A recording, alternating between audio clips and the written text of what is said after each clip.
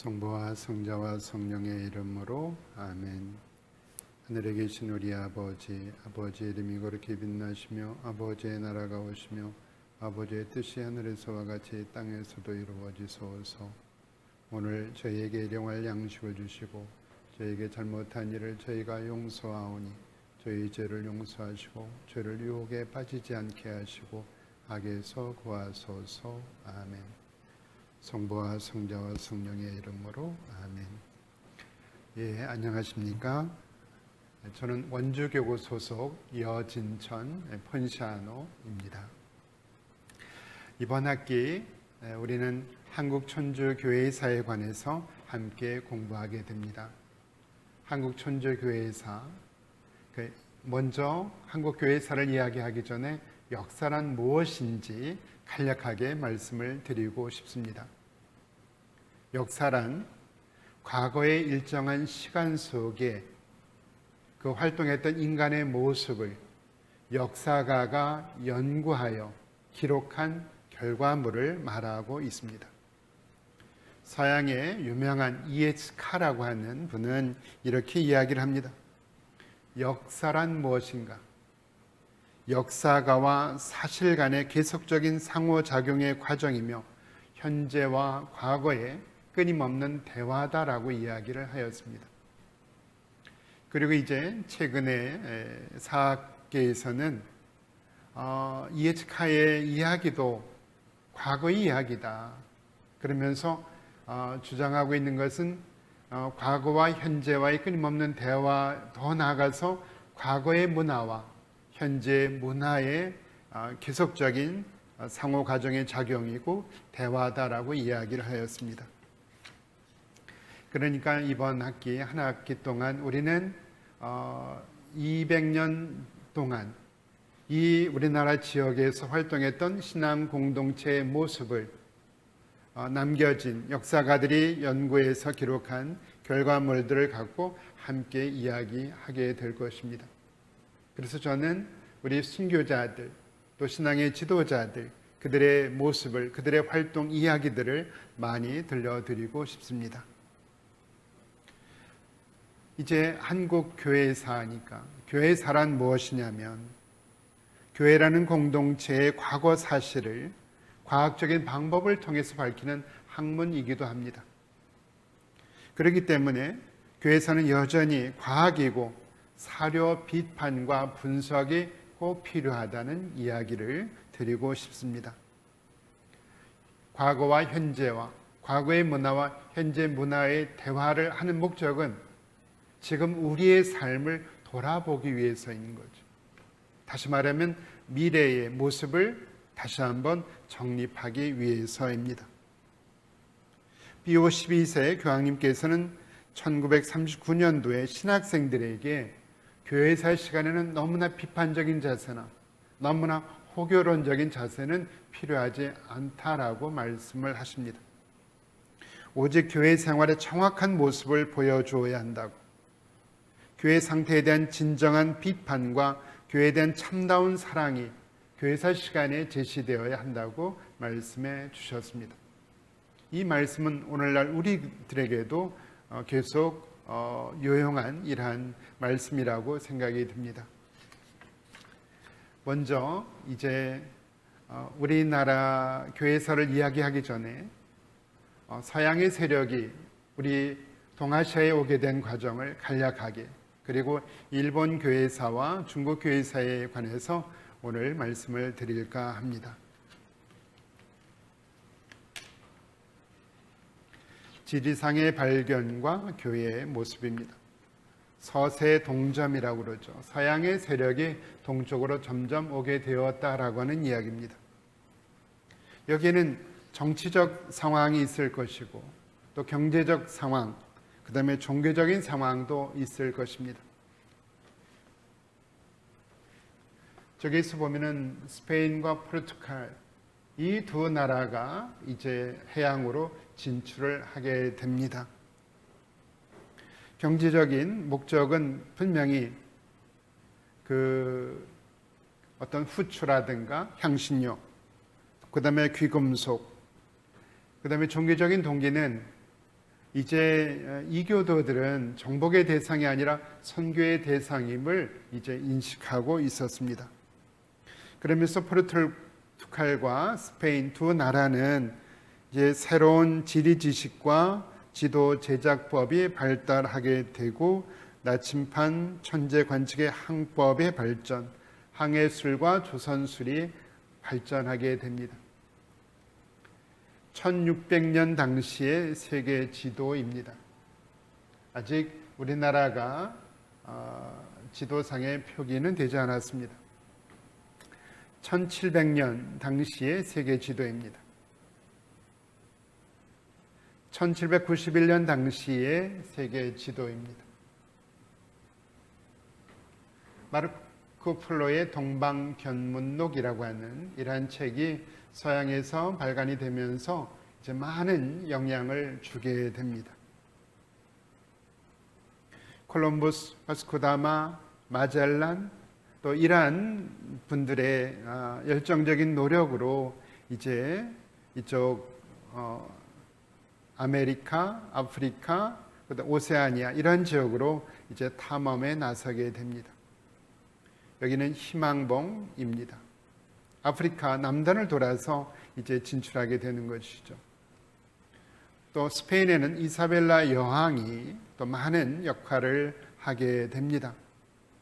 콜럼버스가 이사벨 여왕을 만나는 이러한 그림입니다.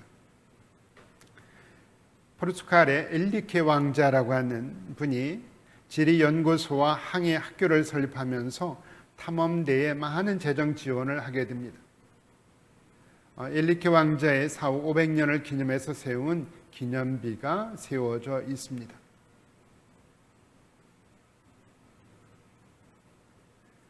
아메리카에서 유럽, 아프리카, 아시아 이란 모직물, 설탕, 은, 또 노예, 향신료 등등 이런 것이 오고 갔다라고 하는 이야기입니다. 아조레스 제도입니다.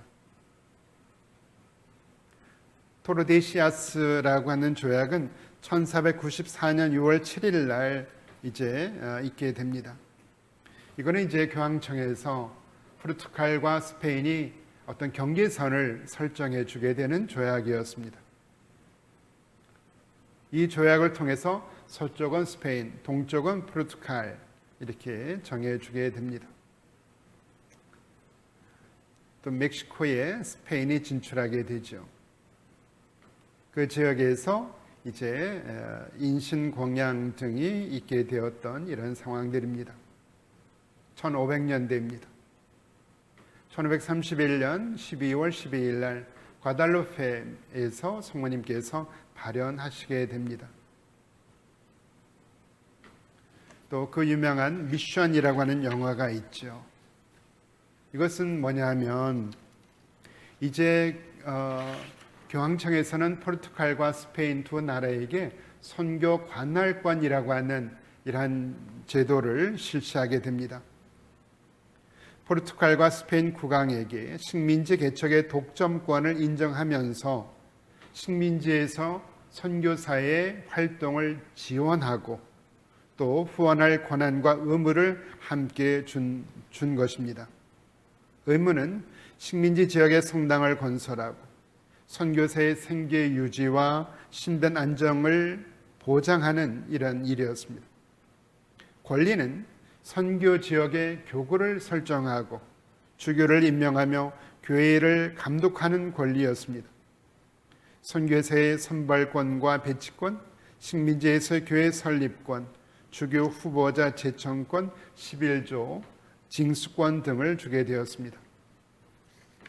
그런데 이 미션이라고 하는 영화는 실제 있었던 내용이었습니다.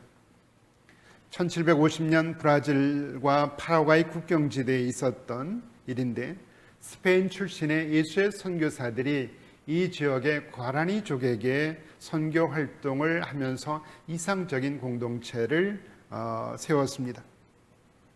그런데 포르투갈이 이 지역에 또 진출하면서 선교사 추방령을 내리게 됩니다. 두 나라의 선교 관할권 행사로 인해서 교황청은 관할을 행사하지 못하게 되고, 이때 이 과란의족을 떠나지 않았던 예수의 선교사들, 과란의족은 몰살을 당하는 일이 바로 미션 영화입니다. 이제 교황청에서는 이제 포르투갈과 스페인 두 국왕의 선교 관할권 남용이 계속 이루어지게 됩니다. 또 선교 활동을 펴는 각 수도회들 사이에서 불화가 있게 되는 이러한 문제가 있었습니다. 그래서 교황청에서는 통일성을 갖춘 선교 사업을 추진하면서 포교성성이라고 하는 기구를 만들게 됩니다. 선교는 그 자체로 하느님의 사업이고 초자연적 영역의 활동이기 때문에 선교 사업은 정치적인 저의가 개입돼서는 안 된다라고 하는 것이었습니다. 선교 사업의 원칙이나 방법에 있어서 통일성을 유지하는 일이 중요했고, 또 영혼의 목자인 교황의 주요 임무였고, 신앙을 전파하는 것은 권리자 의무임을 밝혔던 것이 바로 이 포교성성의 설치 목적이었습니다.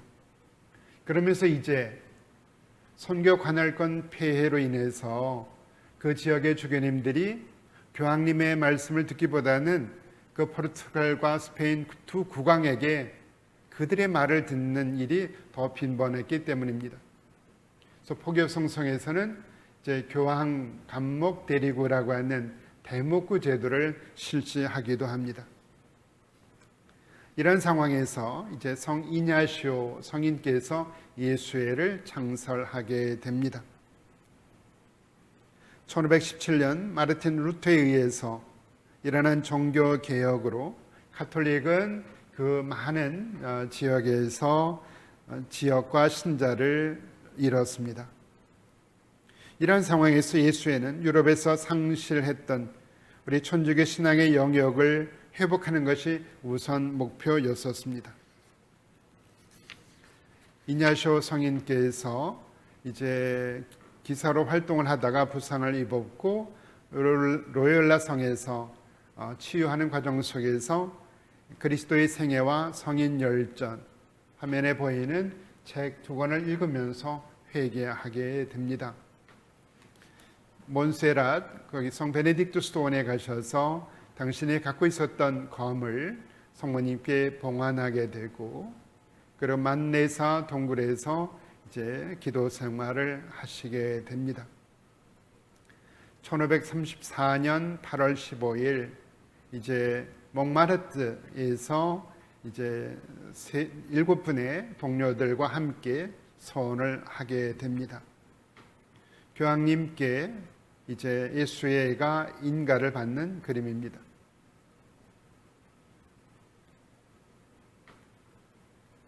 이냐시오 성인에 관한 그림들입니다. 예수의 형태는 이냐시오의 삶 속에 들어있다라고 하는 이러한 교령 내용입니다.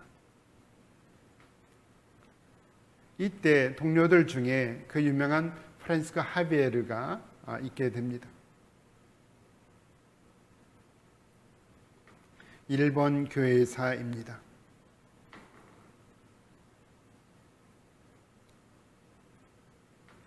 이제 일본 지역에 포르투갈인들이 이제 오면서 일본은 서양 세력과 만나게 됩니다. 1547년 12월 7일 가고시마에 무사했던 야지로 또 안지로라고 하는 분이 이제 프란시스코 하비에르를 만나게 됩니다. 하비에르 성인은 그를 고아로 데려가서 세례를 주게 되었고, 그를 통해서 알게 된 일본은 큰 가능성을 지닌 선교지로 이제 보게 됩니다. 그래서 일본 교회사에 있어서 첫 페이지가 바로 프란시스코 하비에르 성인과 야지로와의 만남이었습니다. 프란시스코 하비에르 성인께서 이제 야지로를 따라서 이제 일본으로 오게 됩니다. 하베르 성인께서 리스본을 떠나서 희망봉을 돌아서 인도의 고아 지역을 오셨다가 말레이시아 말라카 지역에서 만나게 됩니다. 프란츠 가베르 성인께서 인도 지역에서 사목 활동하시는 세례주는 이러한 그림입니다. 하베르 성인께서 고아 지역에서 이제 선교하시는 그림입니다. 일본 지도이고, 하베르 성인께서 히라도라고 하는 이 지역에 이제 오시게 됩니다. 가고시마에 상륙을 합니다. 1549년 8월 15일 구슈의 최남단 지역이었던 가고시마에 도착을 하시면서 히라도를 중심으로 선교의 거점을 이제 옮기게 됩니다. 그 당시 만났던 일본인은 하베르 성인에게 이런 말씀을 하십니다. 아마 일본인들은 신부님에게 많은 질문을 하게 될 것입니다. 신부님의 지식을 확인하고 신부님의 생활이 가르침과 일치하는지 여부를 관찰하게 될 것입니다. 이런 시험 기간이 반년 정도 지나게 되면 국왕과 신하를 비롯한 이성적인 사람들은 세례를 받을 것입니다 라고 하셨습니다.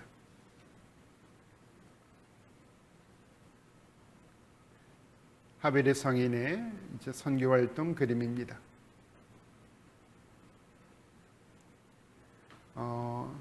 하베르 성인께서는 일본에서 활동하시다가 이제 중국으로 선교 활동을 할 생각을 하셨다가 이제 중국에서 선종하시게 되고, 이 시신은 인도 고아에 모셔져 있습니다. 하베르 성인을 말씀드리려고 하는 이유는 예수회가 하베르 성인께서 계획하셨던 적응주의라고 하는 이것을 하베르 성인이 이제 씨앗을 뿌렸고, 이 적응주의를 연구해서 체계를 만들었던 분이 발리냐뇨라고 하는 이런 선교사였고요. 이 발리냐뇨의 지침을 따라서 이제 적응주의의 결실을 맺었던 분이 마테오 리치 선교사였기 때문입니다. 하베르 성인은 일본에서 활동하시면서 여러 어려움을 만나게 되는데, 첫 번째 가장 큰 어려움은 언어였었습니다. 인도에서 활동하실 때는 통역자를 통해서 이렇게 설명해도 아무런 문제가 되지 않았는데, 일본에서는 이제 많은 일본인들이 궁금한 점이 너무나 많았고, 이제 진리라고 믿고 있었던 일본 불교와의 차이점들을 설명해야 하는, 일본인들이 알아듣게 설명해야 하는 이러한 문제가 있었습니다. 그래서 일본 언어를 배워야 할 필요성을 느끼게 된 것입니다. 또 하나의 문제는 하베르 성인께서 인도에서 활동하실 때 허름한 복장이 아무런 문제가 되지 않았는데, 일본에서 활동하시면서 허름한 복장은 문제가 되었습니다. 일본 지역에서는 허름한 복장으로 일본의 다이묘들, 천황을 만날 수가 없었습니다. 그래서 누추한 옷을 벗고 고관의 옷을 입을 수밖에 없었습니다. 그리고 그리스도교를 진리의 종교라고 소개를 했는데, 일본인들은 이런 질문을 합니다. 만일 그리스도교가 진리라고 한다면 왜 그것을 중국에서는 모르고 있습니까? 그래서 중국은 문화적으로 일본을 선도하고 있고, 학문적 분야에서 일상생활에까지 영향을 주고 있기 때문에 하베르 성인은 중국으로 가고 싶었던 이러한 생각을 하시게 됩니다. 선교사들이 일본 지역에서 활동하는 이러한 그림들입니다. 아까 말씀드린 발리냐뇨 신부님이었습니다.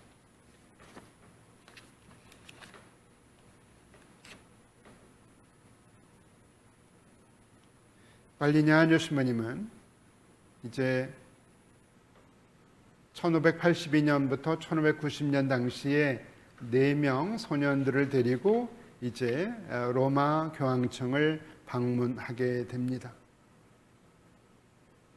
교황님을 만나는 이러한 모습들이었는데, 이들 중에 사자가 되고 순교자가 된 이런 분들이 있습니다.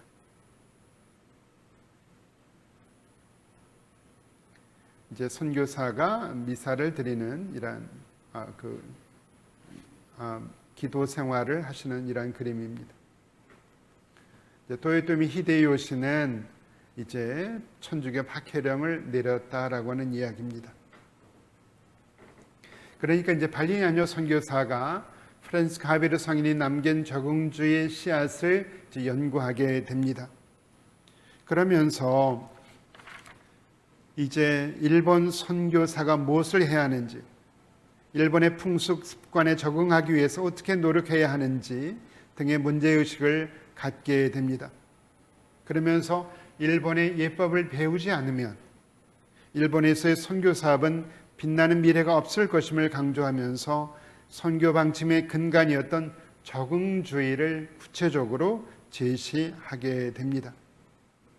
그러면서 이제 하베르 성인을 따랐던 토레스 신부님은 적응주의를 많이 강조했던 분인데 그 후임자였던 카브랄 신부님은 이러한 적응주의를 반대하게 됩니다. 그러면서 그는 일본 전통과 관습을 존중하지만 비단 옷을 입는 것은 사치스러운 행위라고 금지하게 됩니다. 마카오와 무역에 관여하면서 수익을 올리던 상거래를 금지하면서 이제 토레스 신부가 추진해왔던 선교 방침이 선교사가 착용하는 의복 문제로 이제 바뀌게 됩니다. 유럽인 선교사 중심의 식민주의적 선교 방침을 이제 카브랄 신부가 따랐다고 하는 것입니다. 그러면서 검소한 생활을 강조하고 또 선교사들이 활동할 때는 동행자를 최소한으로 하면서 문명의 수도복을 입을 것을 강조하게 됩니다. 그러니까 우리 그리스도인 공동체의 순수성을 강조하면서 스스로 그리스도인들에게 모범을 보여야 한다는 것을 강조했던 것입니다. 그러나 발리냐뇨 선교사가 볼 때 이래 갖고는 일본에서의 선교 활동에 미래가 없음을 알고 카브랄 신부를 마카오로 전출시키게 됩니다.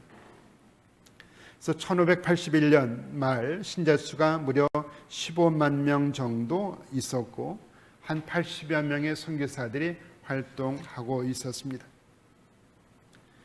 그러다가 이제 도요토미 히데요시가 등장하면서 임진왜란이 일어나기 전 1587년 그리스도인 영주들의 이제 정신적인 지주로서 배교를 거부했던 다카야마 우콘 다이묘를 면직시키게 됩니다. 그러면서 선교사들 추방령을 내렸다라고 하는 것입니다. 이제 서양의 배들 모형입니다. 그러면서 1596년 8월 14일 이제 주교님 한 분이 나가사키에 도착을 했고 그해 10월 17일 날 필리핀에서 멕시코로 가던 스페인 선박 산 필리페오가 태풍으로 우라또에 표착을 합니다. 영주는 이 배를 몰수하게 됩니다. 그때 항해사가 이렇게 이야기를 합니다. 우리는 온 세계와 거래하려 하니 우리들을 잘 대우해주면 아군이 되고 학대하면 영토를 강점한다. 다른 왕국의 정복자인 그들은 수도자를 먼저 입국시키고 그 후에 군대를 파견해서 정복하려는 중이다라고 보고를 하게 됩니다.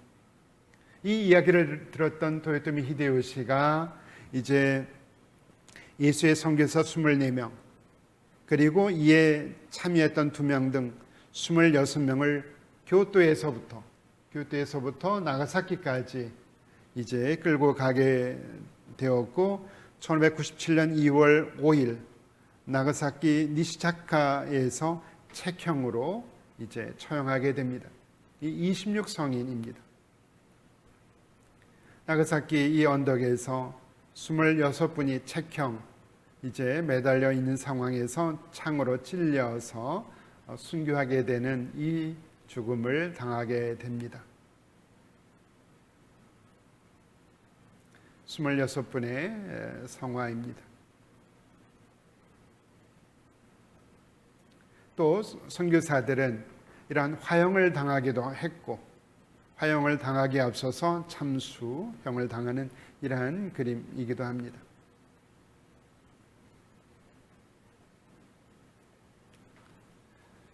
그러면서 이제 선교사들이 아나츠리형을 받기도 합니다. 일본 교회에서 일본이 첫 신부는 1601년 9월 21일 날 첫 일본인 키무라, 니아바라 두 분이 사제품을 받게 됩니다. 이런 상황에서 1600년 당시에는 계속적인 천주교 박해령이 있었습니다. 1614년 1월 달 금교령이 내려지면서 선교사를 추방하고 또 천주교를 금하는 조치의 책임자를 담당하는 책임자들을 임명하기도 합니다. 그리스도교 금지를 전국적으로 확대했다라고 하는 것이고요. 그러면서 이제 선교사들은 대부분 추방을 당해서 떠나기도 하지만 잠복하는 선교사들도 있었고, 또 아쉽게도 이러한 상황에서 예수의 강구장 대리였던 페레이라 신부는 고문을 받은 후에 배교하는 일도 있었습니다. 이것이 바로 아나츠리형입니다. 26성인 기념관입니다. 2019년도에 교황님께서 방문하신 적이 있습니다. 또 81년도에는 요한 바로 2세 교황님께서도 다녀가셨습니다. 여기가 바로 26성인 기념관입니다. 그 안에 이제 하벨의 성인의 친필 편지, 또 잠복 그리스도인들이 갖고 있었던 성화들, 또 우리 천주교 박해령이 담긴 이런 판들, 또 성인 유해들이 이렇게 모셔져 있습니다.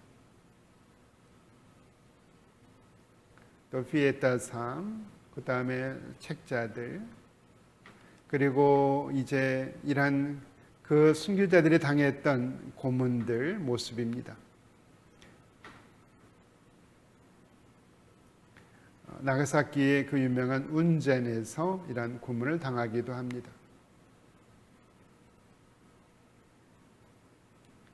한 가족이 이렇게 화형을 당하는 상황입니다.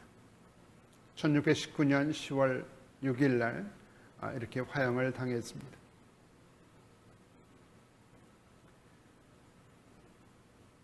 이제 선교사들 이들을 모아놓고 이제 학살하는 이러한 그림들입니다.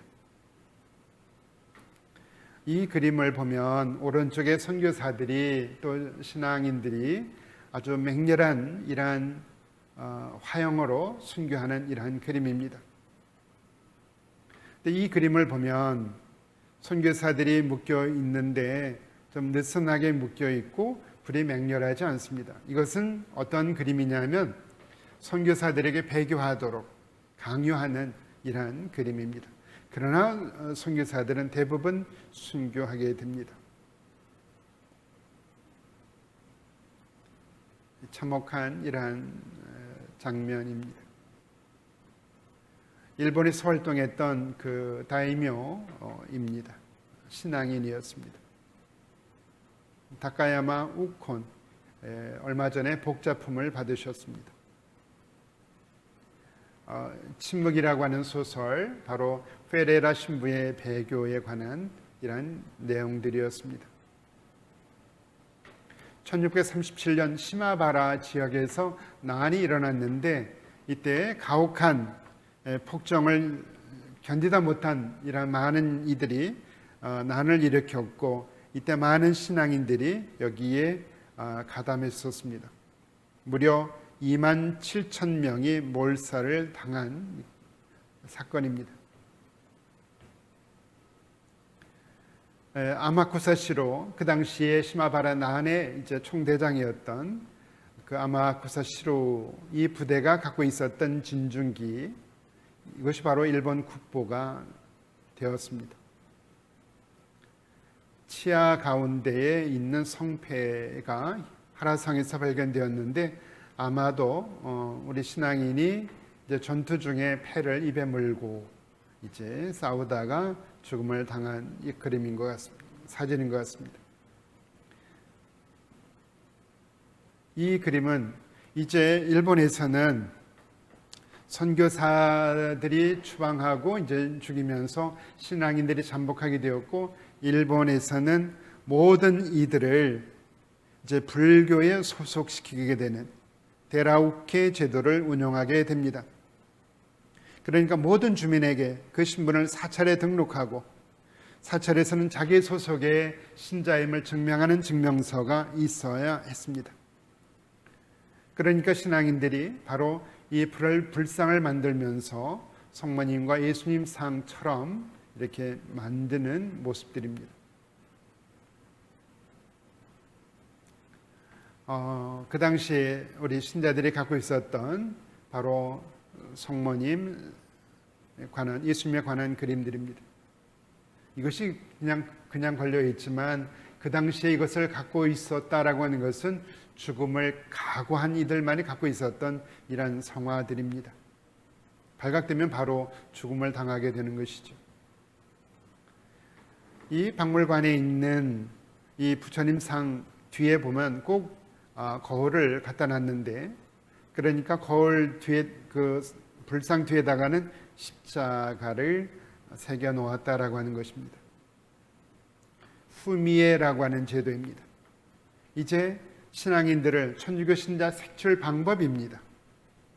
이제 아무래도 두려워하면 신자인 것이 발각이 되니까 바로 이렇게 신자들을 찾아냈던 것이고, 이 후미에는 성화를 밟았기 때문에 다시 돌아갈 수 없다라고 하는 이런 실망감을 주면서 배교를 취소하고 다시 회개하는 것을 방지하는 목적도 있었습니다. 이때 신앙인들은 잠복하면서 자기들만의 신앙을 간직하게 됩니다. 이것이 무려 8대에 걸쳐서 내려오게 됩니다. 그래서 가꾸레 그리스도인이라고 하는 이러한 공동체가 있었습니다. 지금도 있다라고 합니다. 1858년 메이지 정부는 이제 신도 국교화를 시작하다가 실패를 합니다. 1860년 뿌띠짱 신부님이 바로 나가사키의 오우라 성당을 건립하게 됩니다. 천주당이라고 하는 한자로 새겨 놓았고, 그때 사람들에게는 프랑스 절이다라고 하는 것이 알려지게 되었습니다. 그때 이 뿌띠짱 신부님 나중에 주교가 되셨는데요, 1865년 3월 17일 날 12명에서 15명 정도 분들이 찾아옵니다. 그래서 뿌띠짱 신부님에게 이렇게 이야기를 합니다. 저희들은 전부 당신과 같은 마음입니다. 오라카미에서는 대부분 저희와 같은 마음을 가지고 있습니다. 그리고 나서 한 부인이 신부님에게 산타 마리아 상은, 성모님 상은 어디 있느냐라고 묻습니다.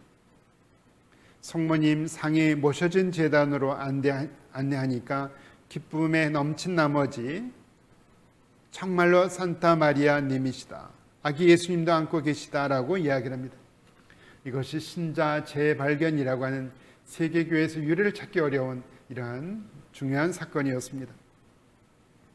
그러니까 8대에 걸쳐서 230년 동안 할아버지는 아들에게, 아들은 손자에게 계속 신앙을 전해주었는데, 아까 말씀드린 가꾸레 그리스도인이라고 해서 조금 우리 정통 천주교에서 약간 벗어난 이러한 상황이었지만, 이때 많은 분들이 다시 돌아왔다라고 하는 상황입니다.